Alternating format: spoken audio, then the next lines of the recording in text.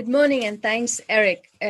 This is a series that brings particular pleasure to me because I got to know Vishna and Ardi mostly virtually, although Vishna and I have met and had a drink together. That's about the extent of our interaction. But this is what, and when we say World Cafe, you can actually go on worldcafe.org and see what it means. It's supposed to simulate a restaurant cafe around the table conversation. So people are equal, there is no hierarchy there, and everybody brings their ideas to the table. Typically in the cafe conversations, there's a question that starts the conversations. And, it's gone on to business, it's gone on to many fields, including education, and people actually rotate around the tables because each table is anchored by a certain question. And this is what I learned from Maastricht in a university when I was doing my PhD there. And then I brought it back, and then we've run it all around the world, and Vishna and Ardi have actually been part of it. So this is the agenda. I'm going to introduce Vishna and Ardi very briefly, sadly. We could probably take all morning to introduce them, their accomplishments, but I won't. And then I will show you what the breakout group questions or assignments are before we turn it over first to Vishna Devi Nadarajah, and then to Ardi Findyartini. And once they're done, we'll go into the breakout groups, which have very specific assignments. Then each group needs a reporter. You come back and report very briefly your bullet points to our experts, and they will respond to your comments. And finally, I'll bring it to a close with a summary. So with that, what I'm going to do is let me start with Vishna Devi Nadarajah. She's the Pro Vice Chancellor for Education and Institutional Development at the International Medical University, Kuala Lumpur, Malaysia. And if you want to go and read up about IMU, you should, because it's such a diverse, and people from all around the world, educational leaders from all around the world, work with people like Vishna in constant curriculum reform or coming up with new innovations. Now, Ardi is a clinician, and she has a PhD in education, and she's the head of the Department of Medical Education and Medical Education Unit at Indonesia Medical Education and Research Institute at the University of Indonesia in Jakarta. So she's like me, a clinician and a PhD in education, and actually they run a very robust master's program. And I had the pleasure of speaking to them once. With that, what I'm going to do is I'm going to show you. I'm sorry, your moms will not be very pleased at this very brief introduction, but someday I'll do justice. So I'm going to show you, this is our breakout groups. And we will, if we have enough for, I think maybe 4 groups, what we're going to do, groups 1 and 2 will focus on preclinical training. Select one major challenge, and you can take a snapshot of this, or Christina can copy this and put it in the chat. We'll do something, but you may have received the Word document also. So select one challenge that presented itself at the onset of the pandemic. Describe one solution that you implemented to this challenge. And looking back over a year into the pandemic, does this solution still stand, or was further change needed? So was it a Band-Aid, or was it a permanent solution? So groups 3 and 4 will do the same, but only for clinical training. So one challenge, one solution. Was it just a Band-Aid which needed to be ripped off, or did it become a permanent solution? And the group reporters will come back and present to Vishna and Ardi. So with that, I will stop sharing, and we will have Vishna take this on from this point on. So hi everyone, good morning, good afternoon, and good evening. So I'm from Kuala Lumpur, and it's very warm here. So even though it's in the evening, it's actually about 8:40 in the evening, but it's warm and tropical. So I'm here to share with you my experience on context, culture, and medical education in relation to the pandemic, and giving you a perspective, and I choose this word same but different. For those of you who have traveled in Southeast Asia, this is a common phrase that you see, and there are many T-shirts that sell that. But the idea is, when you go around this region, you actually have a similar experience in terms of the warmth, the hospitality, but the cuisine is different, the religion is different, the culture is different. But I put it here because I think with the pandemic, we also faced a common challenge, but we are different. So we are going to discuss at a macro level how leaders, political leaders, institutional leaders approached that pandemic and what impact it had on medical education. So last year, 2020, was supposed to be Visit Malaysia 2020. But as we know, that didn't happen. Instead, what we had was this series of lockdowns and some form of travel restriction since 18 March. So it's actually, I think, like every place has a D-Day or a date to remember. I think for us Malaysians, 18 March 2020 was the day we experienced, I would say even in my lifetime, a curfew, sort of a lockdown environment. And that's a lot to say for our country, which is quite young, but we had never gone through that kind of emergency situation before. So we actually had a lockdown. And even as I speak to you today, we are in some form of lockdown or the other, although we went through different phases. So how did then the COVID response coordination was managed at the macro level by the government? Now, the diagram that you see there actually tells you about our total cases. Now, you might say, Vishna, this is so small compared to the challenges that you may have in the States or any other part of the world. But to be honest, we didn't expect this number because we thought we were managing it pretty well at the beginning. So what happened is at the beginning, when the crisis happened, what happens in Malaysia, we have a National Security Council made up of politicians and civil servants, and they get major technical input from the Ministry of Health. So honestly, we had the experts giving their input into the management of this crisis. And this was clearly the single source of information. And what happened was also there was early response, screening. So for example, when I met Suba and she came for a meeting in February, at that time already there was screening for COVID-19 at the airports and everything. So a lot of contact tracing, and isolation and public education all happened at very early stage. And I think this is because of Malaysia's own previous experience with SARS and other infectious disease. So for example, I put here the word simple rules. In fact, if you look at cultural context, that Malaysia is quite collectivistic society with a sort of a hierarchical, they accept hierarchy, right? So these simple rules actually helped us out quite a bit because it was easy to make wearing mask compulsory.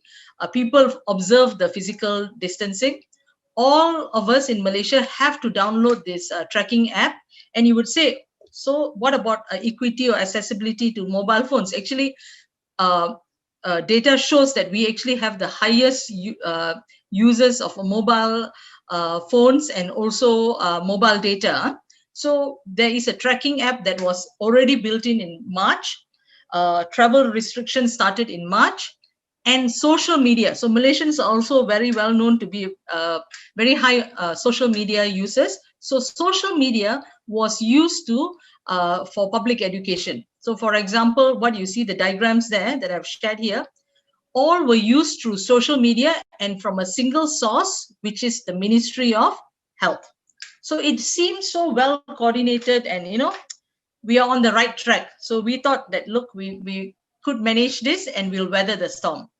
But actually, we were on a slippery slope. And what really happened later, and you can see from the diagram that I've shared with you here, from 1st October, so you can see the numbers, actually from March to September, we were doing pretty well. In fact, restrictions were lifted somewhere in July, and I was so lucky to go to the island of Penang, where we had a nice beach holiday. But on the 1st of October, the cases started increasing and going up. And you can see I've put a map there. Malaysia is actually made of two parts, where Peninsular Malaysia and East Malaysia, we are separated by the South China Sea. What happened was some travel rules, that simple rules that I mentioned, it was actually broken. So the travel restriction and the quarantine rules, it was broken.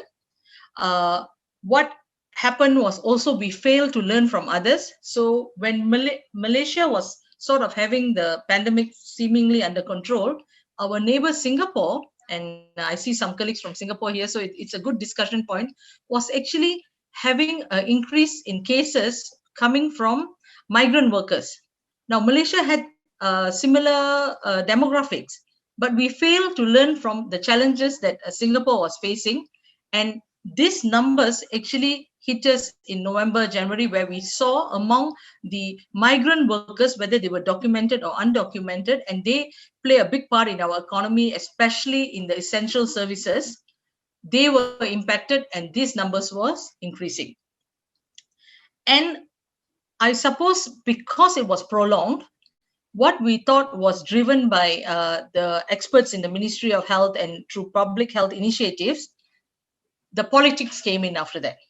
So it really brings us to think about what we thought we managed well, but how it can change over time, and made me reflect a lot about leadership dimensions and the cultural context. Now, when it came to the medical education response, for us in Malaysia, we have 33 public and private medical schools.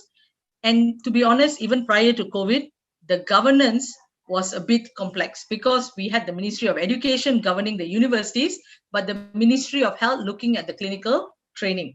Then we had the Malaysian Medical Council and the accreditation agency giving us the accreditation standards and requirements. So it was pretty complex already. But with the pandemic, you had this National Security Council that I mentioned previously. Their decisions were impacting the way we had to deliver teaching and learning.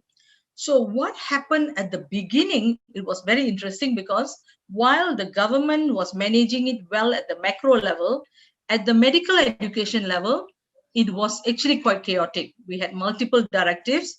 There were flip-flops in the decision between the Ministry of Higher Education and Ministry of Health. Sometimes there were different directives for the public universities and the private universities.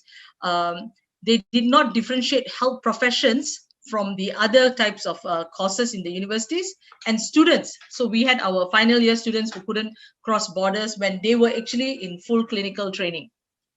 But these challenges turned out to be opportunities because it finally became an opportunity for medical educators to show how you could actually run a hybrid program during a pandemic. It was an opportunity for medical educators to work with the medical council and the accreditation body and propose to them how we are going to do clinical training, how we are going to relook at assessment. In other words, we managed to in fact get MOHE and MOH sort of aligned. Now, this is actually extraordinary for us because, as I said, when you look at the cultural context, it's really quite top down. But this was actually a chance for a lot of, I would say, bottom-up initiatives to come from medical educators, and I have to give kudos to all my colleagues in these different universities. We got together and we made proposals for via the medical council to the accreditation body and to the ministry. And last but not least, there was this thing of now that, we got to be advocates for our students. Not that we weren't before, but this put us to again think of our students. So because of that, we actually had a lot of continuous engagement. And I know this is a busy slide, and you can have a look at it later. I'm happy to share it with you. We are now at stage 3, where the borders are partially open with tiered national restrictions. And this means our clinical students or medical students have a broadened or phased access to the clinical learning sites or community learning sites. Senior and junior students will have more access and more roles, and education is in hybrid mode. This is a far cry from what we experienced at the early stage of the pandemic, where there was lockdown with tight national restrictions. So just thinking ahead and reflecting on this, I would say that it is actually quite interesting, because if you look at Hofstede's cultural dimension, Malaysia has scored previously as a place with, with power distance, collectivistic, but also low on uncertainty avoidance. So I suppose that perhaps helped us go through the first phase of the pandemic and adhere to that rules. But later, we did see initiatives coming bottom up, where people felt the need, and rightly so, to actually propose solutions and manage things on their own. And I think that is so. What it makes me reflect is actually, I would say here that in a crisis or in a pandemic, while we may have these cultural dimensions or what we think society is, but a crisis like this can actually change people's perspective, change what they want from their leaders, and even change their beliefs. And I think what we saw is people valued, for example, our Ministry of Health, our Director General of Health, where he role model his putting his people first, putting the frontliners first, and that was appreciated by the people. And the need to be adaptable and agile, learning from others and learning from mistakes. And I think that is what we educators learned. Be prepared to let go and willing to recreate things. And we actually invested more in our people than our systems, because the people were driving things forward. And last but not least, we were willing to confront issues. And this, I think, given working in Malaysia in this sort of context for more than 20 years, we saw people willing to confront issues and not remaining silent, because if you are silent, you're colluding. Yeah. So that's the overview. Thank you. Thank you, Vishna. Thank you so much. And for everyone, I will present, in my summary, this cultural framework. It's a fun framework that Vishna alluded to. And Ardi goes next. Thank you. Thank you very much, Suba. Hi, everyone. Good evening from Jakarta, Indonesia. And 1.5 hour flight from Vishna's position at the moment. So to continue our discussion, Vishna has highlighted more into the macro level policies or approaches which influence the medical education, both in preclinical and clinical trainings, both for undergraduate and postgraduate training as well. And what I would like to highlight is more into the micro level, especially at the institutional level, focusing on the influence or the impact of the current pandemic to the very disrupted adaptation in the training, in education, as well as in the assessment. So I think every one of you has experienced that during the past year, that we have to change a lot of things, we have to adapt. And I would like to have this timeline before COVID, during COVID, and after COVID, because now we are during COVID, we have adapted a lot of things. And at the same time, we are encouraged to really think about what are the essentials, both in terms of the competency, in terms of the assessments, why we're doing certain things. And of course, as Vishna has said, that after COVID, what we're going to have. Of course, we would like this pandemic to end at a certain point, and whether we actually learn from this pandemic and whether we are going to use that for renewing, reforming, or revolutionizing our medical education. So, of course, we are expected to have adaptive curriculum with more formative assessment, more student-centered process, supportive teachers, the use of technology. The COVID-19 pandemic has pushed us a lot in terms of using the technology in facilitating our students, faculty development, faculty interactions, and also the importance of having not only one high-stake assessment, but more into the data collections of the students' performance, which then inform us on the decisions of students' performance is becoming more important, and also the continuous improvement. So this is the latest BEI guide focusing on the what's happening during the adaptations of during the pandemic.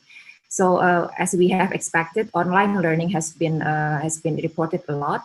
And we can see that the use of simulation, telehealth, more focus on well-being, and then also the clinical service reconfigurations, allowing students in the clinical training as well as the postgraduate or residents to still work in a safe environment, and also a lot of changes in faculty development.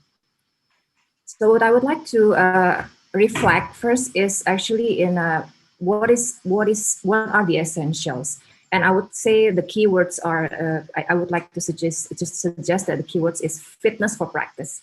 So we have most of us probably have implemented competency-based curriculum, outcome-based curriculum using the milestones, the interestable professional activities, and so on. And I think it's become. I think it's the best timing for us to think through whether we can graduate the graduates, the medical doctors, the specialists who are fit for practice. It means that we need to revisit whether all of our documented curriculum, the documented competency are still relevant, and whether we can actually reduce some of them so that we can still graduate those who are fit for practice. Of course, still focusing on the knowledge, skills, attitude, and of course, still focusing not only on the aspect of knowledge and skills, but also still producing the right persons, doing the right thing right. And in relations to that, I think it's also important to not only thinking in silos, undergraduate, postgraduate, continuing medical, and continuing professional development, but it's time for us to talk to each other. I think based on our reflections in our institution, in our country, we think that we do not talk, we do not interact a lot among or between the levels of medical and health professions educations in undergraduate, postgraduate, and continuing CME, CPD. And it's time for us to, okay, if we would like to adjust the competence in undergraduate, it means that it needs to broaden out in the postgraduate training or in the CME, CPD. And I think it's time to talk, to discuss about this, so that again, our vision to produce the best graduates fit for practice are still in place.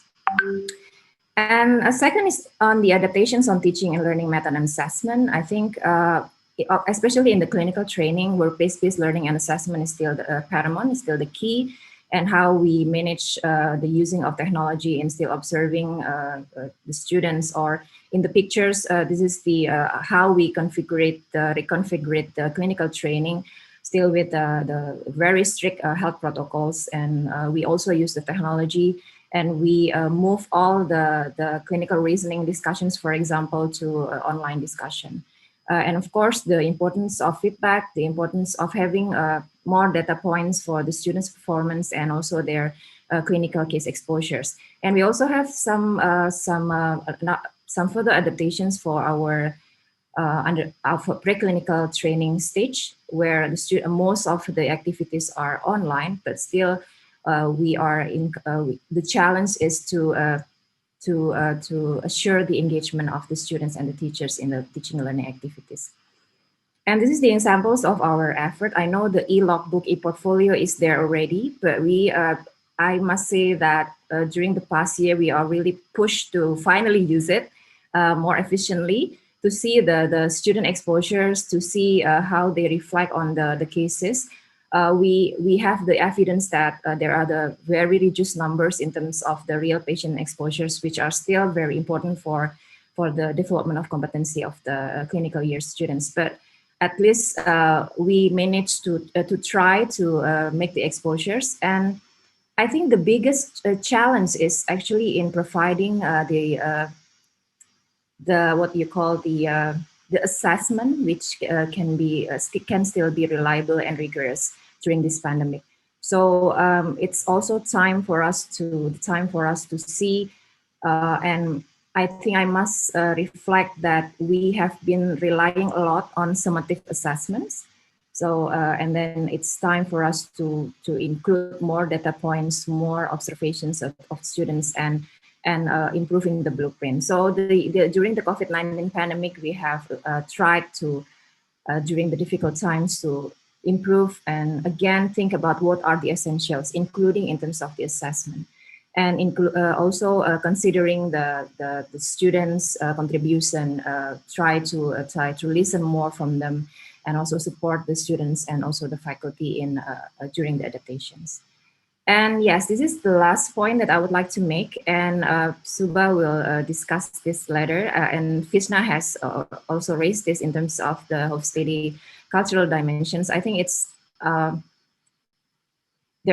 there's a critic about these dimensions, but I think I would like to use it to see how we've been trying to adapt.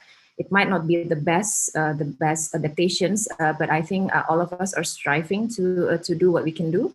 And I would like to center my further points on the 4 aspects, which are the power distance, the collectivism, uncertainty avoidance, and masculinity.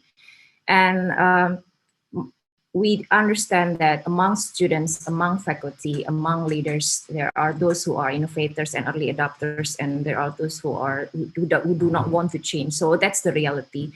So I think this pandemic is give us a lot of chaotic situations, and to us it's a bigger challenge because we tend to avoid the uncertainty because it gives us a lot of anxiety. So we face longer anxiety, longer phase of confusion and loss. Hence, we need more guidance from our leaders, as Vishna mentions, the role models, the algorithms, the procedures, and etc. And the challenge is that not everything in the current situation has clear-cut solutions. So I think we need to be able to face this anxiety in facing a lot of uncertainties. And at the same time, we as the faculty, as well as the students, we are encouraged to really focus on the performance, the best performance, and etc. And then during this pandemic, we need to revisit all of that, all of the values, focusing on the performance to, okay, the first thing first is about the safety. So we need to revisit about how we define the productivity, because it's not the productivity contest. It's about how to survive. And then next, it's we would like, or we hope to do better on certain things and to adapt. And lastly, I think it's the opportunity also to have the co-creations in the collectivist culture. We have a lot of there are a group collectivism or institutional collectivism which encourage us to think about what we can do better together. So we've been collaborating not only with the faculty within our Faculty of Medicine. Indonesia, we have currently 92 medical schools. We have 270 million total populations. And we've been collaborating with among medical schools to see what we can learn and what we can do in our institutions. And another interesting point is the opportunity to co-create a lot of learning opportunities, and as well as in improving assessment with our students. So I think for further notes, on the right side is actually the book that we have produced together with our colleagues from medical schools in Indonesia and some of our international collaborators. So we managed to make the written version of the webinar series that we have done during the past year, so that we hope that we can actually document what we learned from this pandemic to move forward.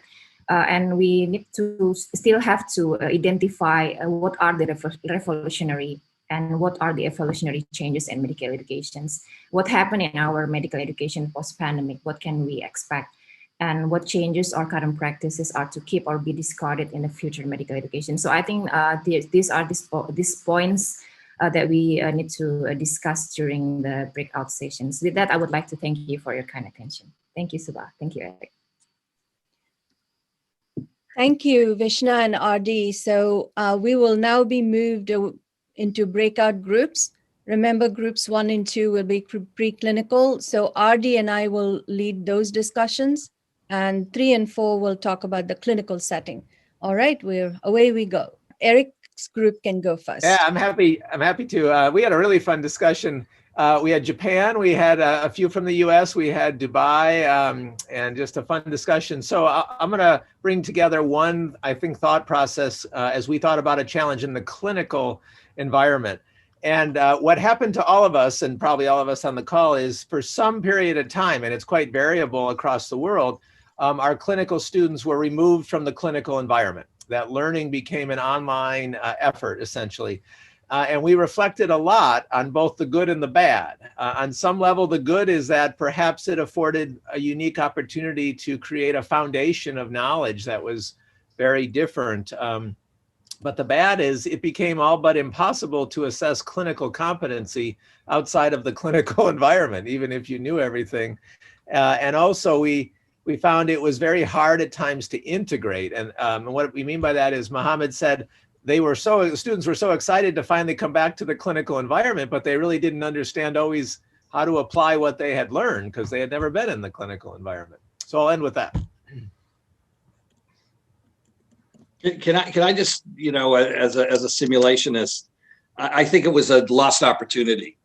I think that, I tried forever and forever to say, here we have an opportunity to get people into a more clinical, not like being in the clinical environment. I'm not saying that, but I think we did lose opportunity and I could not get traction from folks to sort of say, this is an opportunity to use a more clinical setting to do some of that teaching. No, I think you're right. And Chuck, I'll go one step further, which is that the opportunity, though, might not fully be wasted because some of us on our breakout were also saying these students might not be fully ready to take on the next step that we think that they're going to take on. And so you might still have that opportunity to get them into more simulation training and all. Yeah, and it's a we're an early, although not so early, group of educational providers. Getting people to sort of change their sort of perspectives has been challenging. Totally. So since we had started the clinical, so maybe Vishna, your group can go next. Yeah. So Lena will share. Yeah. Yeah, I was asked to do it. So this is my first time here, so I'm very happy. So our group was also very diverse, of course. We have from people doing stuff in Latin America or Spain, as I am, to Asia and the US. So, and we looked at different perspectives, not only from basically, if you look at it, we're mostly from the teaching of GI simulation as well, and how Andrew had to adapt his way of teaching, basically to drop some things and then adapt it so that he could be able to reach more students. We also look at it from the community standpoint, where reaching out to people can be also a challenge. As you want to go outside of the institutions. We talked about solutions that were implemented, like myself, from the clinical standpoint to support rare diseases, and how those actually, thanks to COVID, would have the amazing opportunity and grow into more digital solutions. And we also discussed a little bit about Zoom fatigue, and that not only that, yes, people get used to Zoom, but there is also Zoom fatigue in order to develop or transmit these courses. That's kind of a summary, but Vishna, let me know if I left anything behind. Oh, you did well. You did well. When we asked her to do it, she was muted. So we say silent means consent. So right. So this is great. And do Eric and Vishna, do you have anything to add to the clinical piece, and then we can move to the preclinical piece?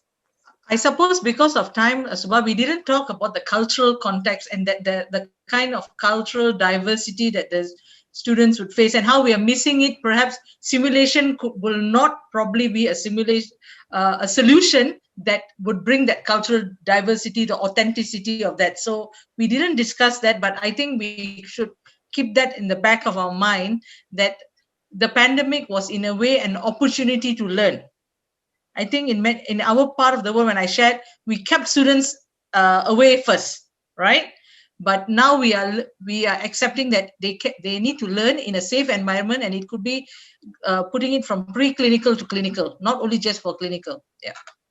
I'll just briefly follow up on that. And Elizabeth and I were kind of musing early on that one of the challenges, certainly in the US, and I'll be curious otherwise outside of the US, has been also kind of a cultural psychology for the first, 3, 6, 9 months, that you know, why are we going to, do we really need to change? Because isn't it just going to get back to normal? And so to get people over that hurdle, that there is some better synergy likely by challenging yourself in a new environment or taking advantage of it. That was hard to get a community to at times grasp. I can add on that just briefly. During the COVID, the first COVID response, I was helping the brigade with the COVID response, and at the same time, I was helping the government of Mexico. And the strategy to reach out to Mexicans was completely different because we needed to go through the media rather than through the medical schools or through anything, so that we would be heard. And we had to go teach through the media, and I'm talking social media, Instagram, like influencers. That was the initial way that we could reach out to all these people. And still, if when the government intervened, everything blocked. So that cultural difference is not only is significantly vast in the way that how you can reach out to communities. Thank you, Lena. So we'll go to the preclinical very quickly. And I think my group was fantastic, as everybody's group was. And we were from Ireland, Malaysia, Thailand, Pakistan, and the US. Fantastic. I love it. Early in the morning, this is what I need, an infusion of multicultural perspectives. And so what was the big challenge? One of the challenges were uncertainty. Every day was a change. Every day brought a new change, how to adapt. And how can we completely shift both individually from a student level and institutionally from a traditional curriculum, certainly a hierarchical lecture-based curriculum, to an online curriculum. PBL was particularly challenging. How do you infuse the team aspects to it? Now, certain solutions, and most of our solutions were not band-aid, they were more overarching principles. One was being adaptable, being willing to improvise every day. So whatever challenges were brought, you needed to change. If you had to change it the very next day, you had to change it. Learning from others, speaking to others. So community building and across boundaries seem to be very important to a lot of people. And so anything, and then flexibility, being flexible and reaching out. And this is one area where we reach out to our learners and actually engage them in the conversation and focus. And focus on what is important, what is a must do, and what is a nice to do. And then we're looking for opportunities and saying, we are this department or this unit, look for opportunities to where can we contribute. So that was our group. And over to Ardi's group. Yeah, thank you so much, Suba. Olivia, are you ready to share our group discussions result? Okay, given the time, I would like to just highlight what we have discussed. So I think almost similar to your group, Suba, and the challenge I would like to highlight in terms of the IT literacy of the teacher in having the immediate conversion to online learning, both for large group teaching and also the small group teaching. And number two, the challenge is in assuring the engagement of the students during those online sessions, be it in the medical science topic. And the third is in how to change the practical based sessions online. So because we cannot change that entirely. And the solution was I think the solutions and things that to brought forward is to adapt, we agree with the adaptability, and probably the homework is in how we can assure the engagement of the students despite the online interactions and online teaching and learning. So the thing that we would like to keep is in terms of our adaptability and our capacity to learn, to adapt as the teachers in trying to improve each day, and then the workshops, the faculty development, and the support from other teachers and also from the institutions becomes necessary. I think that's from our group. Sarmi, would like to add some more? Yes, please. Say that Uh, Very surprisingly, our group had 3 people from IMU, Malaysia, under the same setting. Vishna is right there. Okay. What main problem we faced was actually in the initial stage. But later, because there was a lot of support, like we have the e-learning team very nicely helping us out. We had the opportunity to go through webinars and other workshops. So that support system was very good, which was required. And it actually helped us, it actually pulled us through. If we were willing to adapt and we had the resilience, it was all okay. But we are gradually evolving. It's not that we have stopped, okay? There are lots of cracks in the system. And I think we have to mend the cracks very carefully and very meticulously. Thank you, Charmi. Thanks, Charmi. Yep. So given that we are almost coming to the end of the hour, what I'm going to do is wrap up. I always call most of my sessions appetizers, and hopefully we'll have a part 2, maybe a few months from now, and say what happened in the last few months. So let me bring this to a close. And this is what I'm going to do. We did this, but here Hofstede was a professor at Maastricht University, and he also worked for IBM. And he was a master of, organizational behavior and design. So he did a lot of survey-based research in 40 countries around the world. And based on that and the factor analysis, he described a few dimensions of culture. And I think it's very appropriate to conclude with this. And we all know where we are the minute I say what this is.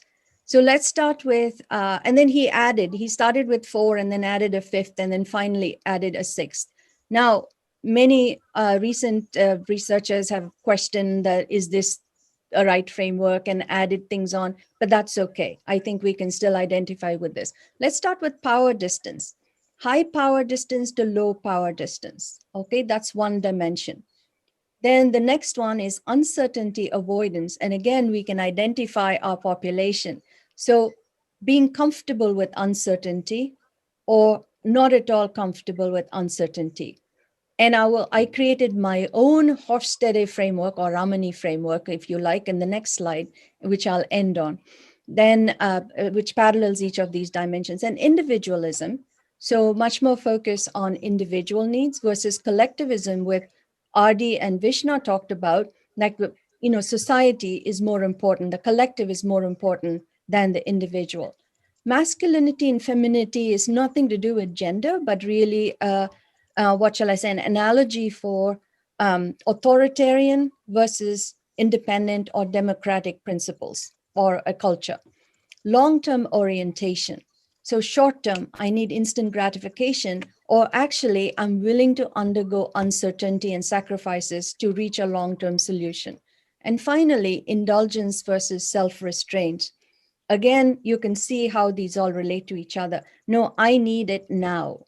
I need my toy, I need my gratification, versus, no, I can live with this, but I wait for my rewards. So this is what I came up with. Think of these dimensions, and this is what I came up with.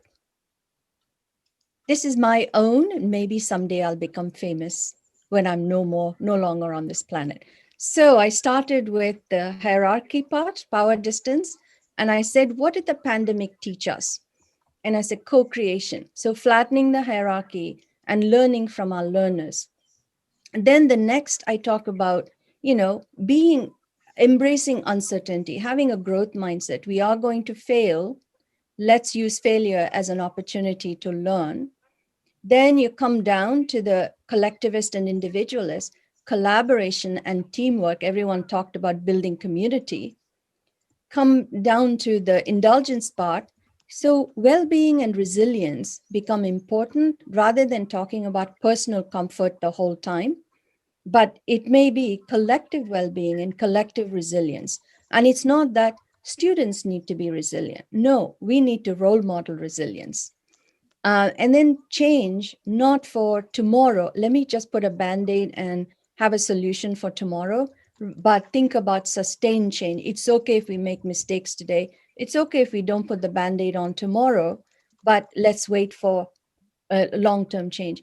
And finally, this concept of social accountability. And I don't mean all of society necessarily, but our society of learners, our society of teachers, our institutional society. So this is my own version of the Hofstede framework, and as a solution and as a reaction to the pandemic. But what I did not know when I made this slide, I knew what Vishna and Ardi were going to talk about, but what I did not know was that my framework would fit in so beautifully with all the breakout group discussions. With that, I know that everyone has to go, but if you want to stay, we can stay on for a while. I do want to close this session by thanking my friends, my pandemic friends, virtual friends, Vishna and Ardi. We have talked so much online, emailed, written so much together, and we've done webinars together, World Cafes together, and we'll continue to do this. So thank you both very much. Thanks to our international audience. We have people from Asia, from Europe, from North America. I wish, and Latin America, we wish we could get more people from our continent of Africa. That would be lovely. And we'll continue this series. And